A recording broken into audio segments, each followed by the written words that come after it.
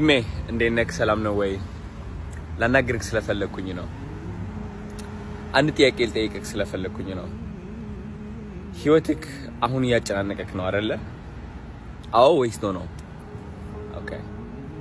ያንተ አብዛኛው የሚያጨናንቅክ ህይወትክ ላይ ያለው የሚረብሽክ ነገር ባይምሮክ የተፈጠረ ነገር ነው። ባይገርምክ አሁን መቀበል ስለማትችል ነው።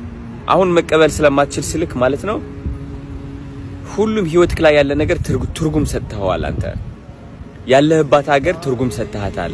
የለበስከው ልብስ ትርጉም ሰጥተዋል። ያለክ ውበት ትርጉም ሰጥተዋል። ገባህ አይደለ? ትርጉም ስልክ ደግሞ ወይም ጥሩ ወይም መጥፎ ማለት ነው። ኢትዮጵያ መጥፎ ነች ወይም ጥሩ ነች ካላልካት አንተ ኢትዮጵያ ሆና ትቀጥላለች። ገባህ አይደለ? አንተ ትርጉም ግን እየሰጣሃት ነው ያለኸው ላይክ ሁኔታ let's say ድህነት ውስጥ ካለክ ማለት ነው። ድህነት እንደ ድህነት አንተ የምትቆጥረው ትርጉም ስለምትሰጠው ነው ድህነት ነው ብለክ ማለት ነው እንጂ ድህነት አይደለም። ብዙ አንተ ያለህበት ሁኔታ ላይ ሆነው ግን እግዚአብሔር እያመሰገኑ እየሳቁ በፍቅር የሚኖሩ በጣም ብዙ ሰዎች አሉ። አየክ አንተ ህይወትክ ውስጥ ትርጉም የምትሰጠው ነገር ነው የሚያሰቃይክ። ሁሌም ውበትክ ትርጉም ስለምትሰጠው ነው የሚያሰቃይክ አንተ። ገባህ አይደለ? በትርጉም ነው የምንሰቃየው ሁላችንም። ስፔሻሊ እኛ ወንዶች በጣም ህይወታችንን መቆጣጠር እንፈልጋለን። ላይክ መቆጣጠር እንዳለብን እየተነገረን ነው ያደግነው። ገባህ አይደለ?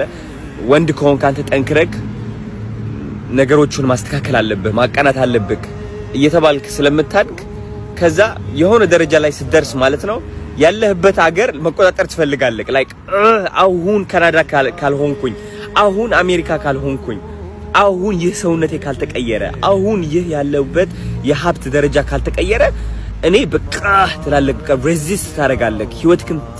ከህይወትህ ጋር ትፋለማለህ።